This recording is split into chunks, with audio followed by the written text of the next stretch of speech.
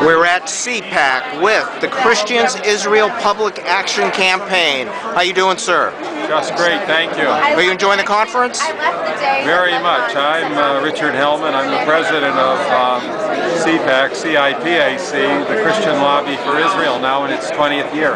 Can you tell us more about what your organization does and how it ties in to, say, Israel? Absolutely. There are some 42% of Americans who believe that God gave the land of Israel to the Jewish people. So this is on the order of 145 million Americans, and a full third of Americans, so over 100 million, believe that this very Israel in the Middle East is the fulfillment of Bible prophecy. So we are organizing a percentage of these Americans who believe in Israel in every state and every district to support strong measures politically to let Israel be Israel, and to let Israel defend herself against her threats, and to put an end to U.S. pressure on Israel to give up God-given land for paper promises of peace.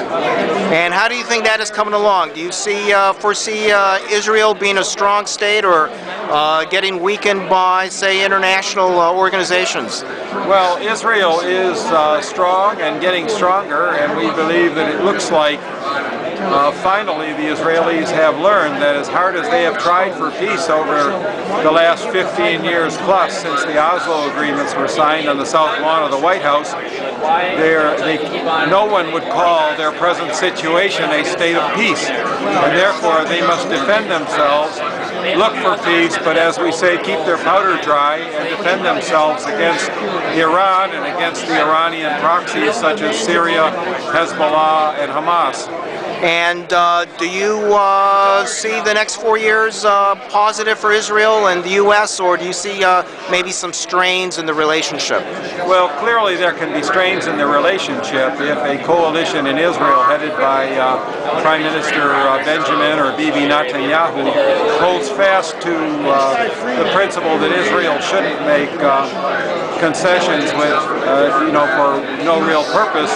Then I believe that will bring Israel's government into conflict with the American government under President Obama and Secretary Clinton, who clearly want to pressure Israel not even to have, shall we say, natural growth of the communities in the biblical heartland of Judea and Samaria, Jerusalem and Hebron.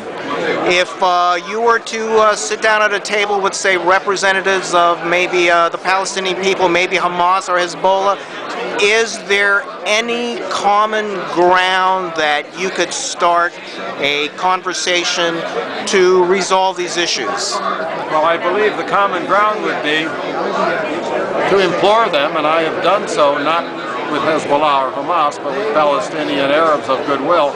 I have said, is it not true that, as I personally demonstrated as a consultant to the United Nations Environment Program, that under the time of Israeli occupation or administration, really, of Judea and Samaria, Gaza and the Golan Heights, from 1967 until 1989, or really my second study was in 1991, that the Palestinian Arab people rose not only in their environmental situation, but in public health, in education, in their economic situation, and in many other ways, to where they were just on the cusp of becoming a developed area of the world. And at that point, Yasser Arafat came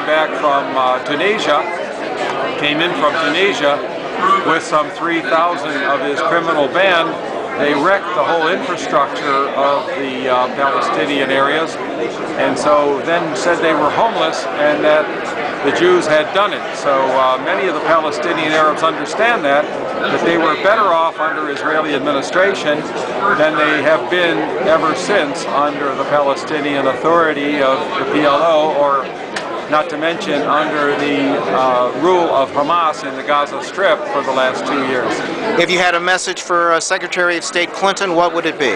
It would be that we really need to handle, one way or another, either diplomatically or otherwise, the nuclear threat from Iran, which is virtually fully developed. Soon they will have warheads, if they do not have them already, and the missile systems to deliver them. So we must defuse that threat, a threat to Israel as well as to America, and also do everything we can to let Israel disarm the Hamas and other terrorist factions in its neighborhood. Really, America must defend itself against the terrorist threat, against Al-Qaeda, against Iran, against Hezbollah, Hamas, and Syria, and not waste time, really, as President Clinton and President Bush did, trying to pursue a peace which is not going to happen in the foreseeable future. Everybody knows that. Has CPAC been receptive to your views? cpac, the conservative PAC, has been very receptive, and we have gotten hundreds of signatures on our petition urging that the President and the Congress recognize that Israel may well have to defend herself against the threat from Iran, the nuclear and missile threat, and so many have signed on. I think people have been very receptive.